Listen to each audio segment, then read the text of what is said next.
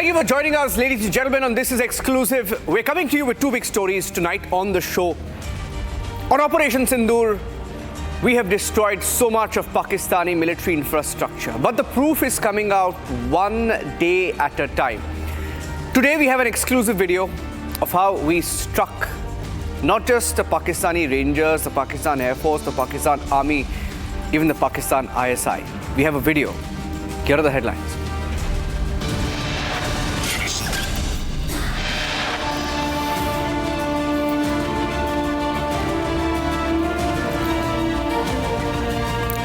Decisive retaliatory strike against Pakistan in Operation Sindoor. We have a video of how the BSF struck Pakistan ISI building in Operation Sindoor.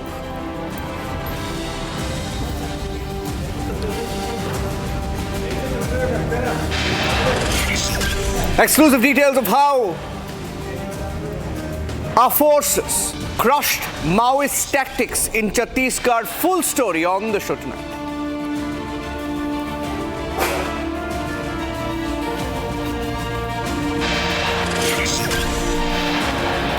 India will submit a dossier on Pakistan to FATF to bring it under the grey list. Our campaign against Pakistan continues.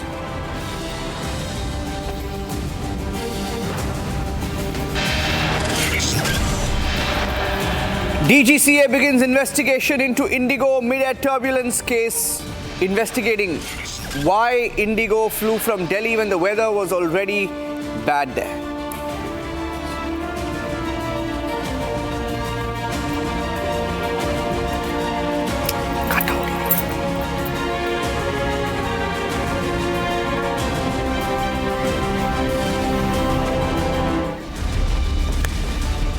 And on the show this evening, we're starting with a video that we have accessed, the breaking news input. For the first time, not just how we hit back at Pakistani posts, destroyed, decimated Pakistani posts across the line of control and the international boundary, but for the first time, we also have videos tonight of how, in Operation Sindoor, in our retaliatory action against Pakistan, BSF destroyed a building of the Pakistan Intelligence Agency, ISI. How an ISI complex, which was being used as a launch pad for terrorists, it was used to shelter terrorists, later facilitate the infiltration into India. And for the first time, we're getting in a video of that. This is a precision strike that took place on Pakistan's ISI complex. Republic has accessed the video footage today. The strike itself was on the 9th of May. And Pakistan, as it was violating ceasefire, the BSF completely destroying this ISI complex, which was also being used as a launch pad. Gursimran joining us with the full details of this. Gursimran. Yes, Niranjan, this video is of 7:23 in the morning on 9th of May when Pakistan was resorting to targeting the civilian areas as well as the installations of the border security force along the international border in the Sundarbani sector. And after the Pakistan targeting the civilian areas and the BSF infrastructure, it was decided that the source of fire will be retaliated upon, and it was the Pakistani ISI building. This is in the Sundarbani sector, just opposite to the Sundarbani sector of Jammu and Kashmir international border, where the BSF has retaliated effectively. And this complex launching pad of the Pakistani ISI was decimated, the video of which has been accessed by Republic, in which it can be seen that how first the two infrastructure that are under the garb of the trees that are being hit, and then the third infrastructure that is in the open that has been taken into target by the border security force. BSF has launched not only the retaliatory strikes but also preemptive strikes on the international border, as we all know, but this was part of the retaliatory strikes that the BSF has carried out. And how this Pakistani ISI launching pad complex has been decimated, that can be seen clearly, because this launch pad has been one of those where the terrorists were coming, they were actually living for some time before being launched into the Indian territory, or before the attempts being made by the Pakistan to launch them into the Indian territory. Though many of the attempts were unsuccessful in the Sundarbani sector when the terrorists were neutralized on the line of control, some of the attempts they were successful when the terrorists managed to enter the hinterland, but in the hinterland encounters they were neutralized. But this was actually actually the base where the terrorists were actually having a halt before their attempt of intrusion into the Indian territory. This was backed by the Pakistani ISI. This was a Pakistani ISI building, and it was a launching complex that was decimated on the May 9th morning by the Border Security Force, the video of which is now with the Republic, and it clearly shows the level of retaliation, that this is not the Indian Army, this is the BSF that has carried out this level of retaliation deep inside the Pakistani territory. It was inside the Pakistani territory where the Pakistani Rangers were. Even the deployment of the Pakistani Army was there. But the BSF, they decided that before there is a civilian casualties to the on-site and the BSF troops infrastructures are hit, assets are hit, they are going for the retaliatory strikes. And in these retaliatory strikes, this building of Pakistani ISI has totally been decimated, Niranjan. Yes, staying with these pictures, once again, let's stay with the full frame video, please. Let's talk over that video. That's a BSF hammering an ISI complex, an ISI building across the border that was being used as a terror launch pad. And it's now been decimated completely. And this video was accessed by Gursimran. The strike itself took place on the 9th of May. And we have full details of it on Republic. For the first time, the video has emerged, and the ISI, and quickly, in about 30 seconds as I play this video, Gursimran, if you can also tell our viewers how the ISI, the Pakistan Army, the Pakistani Rangers together used such buildings to push terrorists, and they have been using these buildings to shield terrorists. Do we know how many terrorists were inside this particular building? See, Niranjan, these inputs are yet to be received by the Border Security Force, but what we are getting to know that the BSF had earmarked all the targets well before the launch of the Operation Sindhu. The targets were on the radar, they were identified, they were minutely identified after due observation for a longer period of time, and this ISI building that was there being used as the complex launchpad headquarters, that was on the target of the Border Security Force. And when the retaliation, when the targeting from the Pakistani side started of the civilian areas and the BSF assets that have been deployed on the international border, BSF decided that in the Sundarbani sector they will be launching retaliatory strikes, and in the retaliatory strikes that morning at around 7:20 in the morning, 7:23 to be very precise, they launched the strike, and in the strikes it can be seen how this building of the Pakistani ISI has been razed to rubble.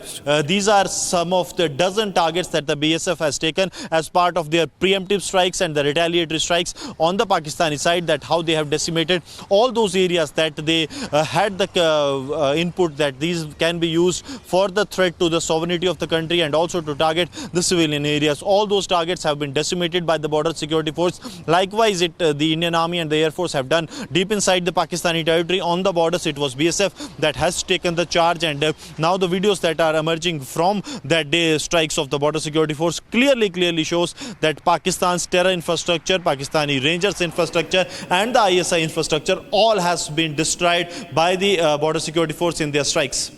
Thank you for joining us with those from Kashmir to Chhattisgarh. Now, thank you for those inputs. I'm going across now to the big story. In Chhattisgarh, in what has been one of the biggest operations against Maoists, Operation Black Forest, as Republic TV investigates how these Maoists operated, it appears that these Maoists tried to pass off as CRPF personnel. They tried to use their uniforms. And we have the inside story of how one alert jawan sensed something was wrong. And that's how a quick coordination operation began. A Maoist impersonated a CRPF soldier. The full details are on This Is Exclusive this evening.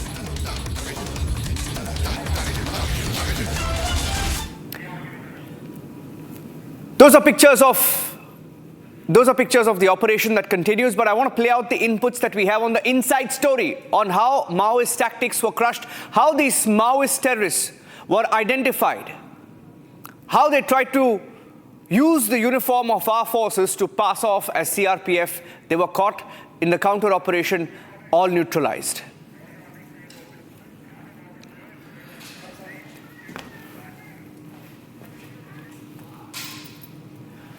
In fact, we have some more details of how the Maoist tactics were crushed in this operation, Operation Black Forest.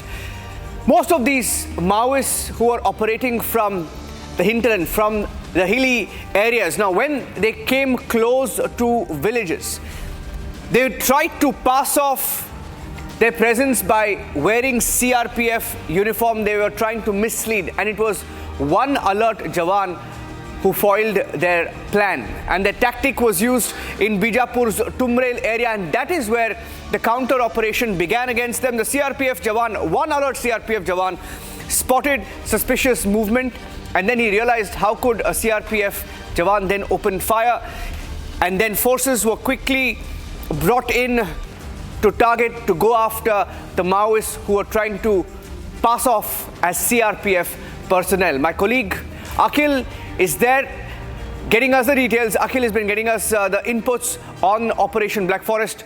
Akhil, if you can tell us more about this one alert jawan. What happened in those critical minutes when Operation Black Forest took shape?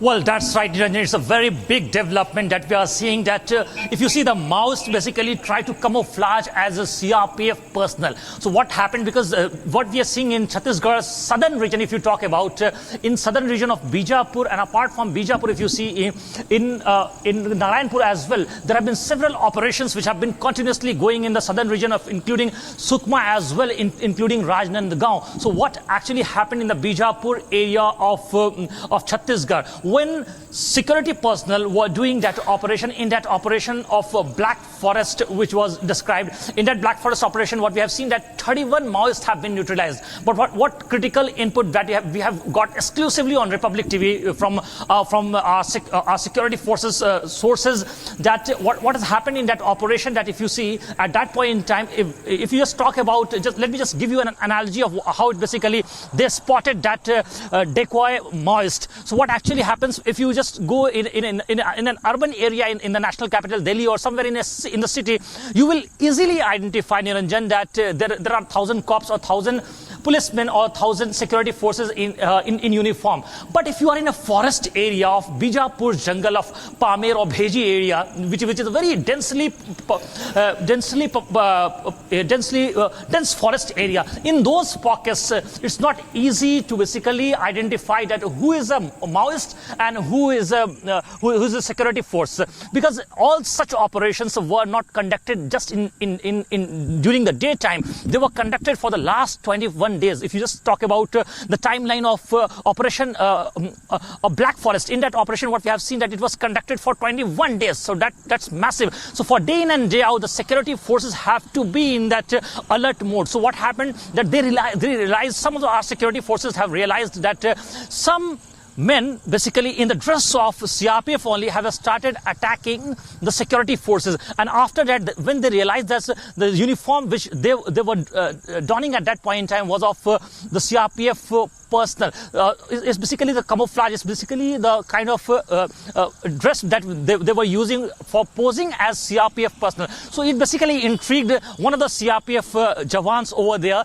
and after that they basically communicated with the central command, and after that what we have seen that in retaliatory action, 2 decoy Maoists have been neutralized in the Tamil area of Bijapur, where that operation was going on. So it's a massive victory, and it's a big blow for the Maoists in that Bijapur region. For our security forces, what we are learning that so far, if you just see the Black Forest operation, in which 31 Maoists have been neutralized, and if you talk about the second operation, which has been going on for the last 3 days, and the latest breaking that we are developing and getting from the Narayanpur district is, so far what we have seen that 27 Maoists have been neutralized in Narayanpur district as well. And there was a third operation which was going on in the southern region of Chhattisgarh, which is the Sukma belt, which is just adjacent to the border of Telangana. So there is another operation which has been going on. So the security forces are all out in operation against the Maoists in that area of the southern region of Chhattisgarh. So it's a very big exclusive that we are getting on Republic TV, that 2 Maoists who were decoying as cops, as security personnel, have been neutralized in the Bijapur region. Back to you. Yeah. And we've also spoken to some of the key officers involved in this operation. It's one of India's biggest anti-Maoist operations ever seen. And India has resolved to finish off these Maoists by 2025-26. That's the deadline that we have set internally. And we spoke to some of the officers who are involved and also the Chief Minister of Chhattisgarh. Here's a report. देखिए, नक्सलवाद के खिलाफ में हमारे जवान करीब 1.5 वर्षों से लगातार संघर्ष कर रहे हैं। कई ऑपरेशंस हुए हैं और ऑपरेशंस में लगातार सफलता भी मिल रही है, लेकिन अभी जो नारायणपुर और बुजमाड़ क्षेत्र में जो ऑपरेशन हुआ, हम कह सकते हैं कि अभी तक का ये सबसे बड़ा ऑपरेशन है, क्योंकि इसमें जो माओवाद का हेड कह सकते हैं, महासचिव, जो पोलित ब्यूरो का सदस्य भी था, बसो राजू गगन्ना, उसको हमारे जवानों ने न्यूट्रलाइज किया है और ये नक्सलवाद के लिए एक बहुत बड़ा झटका है। इससे नक्सलवाद बहुत कमज़ोर हुई है। आपने ये चीज़ कई बार कही कि बसो राजू की मौत से ये माना जा रहा है कि अब नक्सलवाद अंतिम दौर में है छत्तीसगढ़ में। बिल्कुल बिल्कुल। वैसे तो माननीय प्रधानमंत्री जी, गृह मंत्री जी ने ठान ही लिया है कि 31 मार्च 2026 तक पूरे देश से नक्सलवाद को समाप्त करना है और जिस दिशा में हमारे जवान लड़ रहे हैं, मुझे पूरा भरोसा है कि उनका संकल्प पूरा होगा। क्या लगता है इसी एग्रेसिव मोड में आगे भी ऑपरेशन होते रहेंगे? जी बिल्कुल होते रहेंगे। जब तक नक्सलवाद का खात्मा नहीं हो जाता है, तब तक ऑपरेशन होते रहेंगे। एक अंतिम सवाल, क्या यहाँ छत्तीसगढ़ में, बस्तर में बंदूक की गूंज नहीं, विकास का शंखनाद होगा? बिल्कुल होगा। अब यहाँ पर शांति व्यवस्था कायम होते जा रही है और लगातार हम लोग नियत नीलानार योजना के माध्यम से यहाँ पर विकास लोगों के बीच में पहुँचा रहे हैं। अब यहाँ सड़कें बन रही हैं, बिजली पहुँच रही है, लोगों के घर में पानी पहुँच रहा है, यहाँ राशन पहुँच रहा है। अब नक्सलवाद सिकुड़ के थोड़ी जगहों में रह गए हैं, वो भी बहुत जल्दी समाप्त होने वाला है। छत्तीसगढ़ पुलिस और उसकी विशेष टीम डीआरजी द्वारा अबुझमाड़ के क्षेत्र में जो पिछले 3-4 दिनों से जो ऑपरेशन चलाया गया, उसमें बहुत बड़ी सफलता के रूप में 27 माओवादियों को निष्क्रिय किया गया और माओवाद के जो शीर्षतम नेतृत्व बसवा राजू को निष्क्रिय करने में भी हमारी टीम कामयाब हुई है। छत्तीसगढ़ पुलिस के लिए और माओवाद विरोधी आंदोलन अभियान के लिए ये सबसे बड़ा दिन है मेरे हिसाब से, क्योंकि जब शीर्ष नेतृत्व न्यूट्रलाइज हुआ है तो इसके बाद इस आंदोलन को बिखरने में कोई बहुत बड़ा वक्त नहीं लगना चाहिए।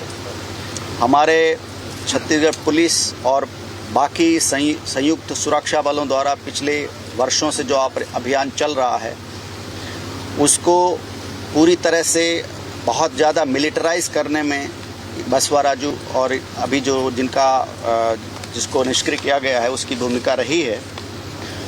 पिछले बहुत वर्षों से सुरक्षा बलों द्वारा बहुत अधिक नुकसान उठाया गया है। बहुत इस क्षेत्र के लोगों ने, निर्दोष नागरिकों ने अपने बच्चों की शहादत दी है।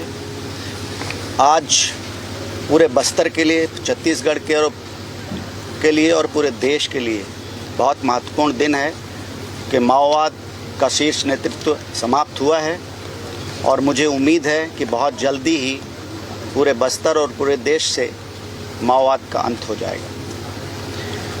इस अभियान के दौरान 4 जिलों के डीआरजी ने हिस्सा लिया और उसमें भी प्रमुख रूप से नारायणपुर के डीआरजी ने बहुत शौर्यपूर्वक काम किया है। उस दौरान, इस अभियान के दौरान हमारे डीआरजी के कंपोनेंट के रूप में 2 शहीद भी हुए हैं, जिनको अभी हमने श्रद्धांजलि दी है। ये दोनों बहादुर लड़के, इनका जो बलिदान हुआ है, वो हमारी लड़ाई में हमको बहुत आगे तक ताकत देता रहेगा। Joti Malhotra. The Pakistan spying is a story that we here at Republic TV have been tracking very closely. Everyone is shocked about Joti Malhotra, who came across as a simple YouTuber. Wasn't as simple. Even her own family members claimed that they didn't know a lot about her visits to even Pakistan or her meetings with Pakistani diplomats, her association with the enemy country. Republic has been trying to trace her past, her history, her childhood. This is my colleague Riyanka, who brings us her report from Hisar in Haryana. Viewers, I'm standing outside Joti Malhotra's residence. YouTuber, 33-year-old Joti Malhotra used to live in this particular house which reads the Malhotra's Mansion 21N Agrasen Extension. And this particular house is in Hisar. As we know, she spent most of her childhood at this particular house here in Hisar. And we are also ascertaining at this point in time that her father, who has been very openly speaking to the media, continues to change his statements. First he says that he was aware of Jyoti's visit to Pakistan. Later he changed his statements to saying that he had no idea. Jyoti did not tell her whether she would travel to Pakistan or any other places. He maintained even till date, after changing his statements, that he was never informed about her trips. He was only informed about Jyoti going to Delhi, and that is the only information he had. On the other hand, we also see that the case now moving on at a very fast pace, with several links of Joti Malhotra along with those agents in the Pakistani ISIS, as well as one of the members of the Pakistani High Commission who was said to be persona non grata post the Pahalgam terror attack. These links are coming to light, and also for the fact that Joti Malhotra's police remand has been extended for 4 more days. There is expectancy of the forensic report, the details and the data that has been extracted from the mobile phones and laptop of Jyoti, which was seized by the cops. So we understand at this point in time that the link, the spy web network that is currently now operating, and the soft targets that have been created by those Pakistanis who are trying to spread a narrative. I'm standing outside the Fateh Chand College in Hisar. This is an all-women's college behind me, and the reason I'm reporting from this particular college is that we have received information that Joti Malhotra, who has been arrested in charges of espionage, has in fact completed her graduation from this particular college, the FC College for Women, and she has pursued her Bachelor in Arts from this particular college. This had happened several years ago, nearly 10 years ago. She was one of the students of this college, and what we understand at this point in time, if we go ahead with the case updates, that the cops are yet to find any evidence which could suggest that the espionage accused Joti Malhotra had accessed any defense or strategic information, or rather shared those information with any of these ISI agents. The cops are continuing to understand. By the German government during that period. Now, we all know that the world order is under considerable churn. The political uncertainty is as evident as the economic volatility. There are challenges which are posed by technology, especially AI, which are a matter of priority for all of us. And the answers lie in creating more resilient and reliable supply chains, and indeed in promoting deeper trust and transparency in the digital domain. All of this clearly rests on stronger economic and people-to-people linkages, and most important, a relationship led by a strong political commitment and strategic understanding. So it is with that perspective that...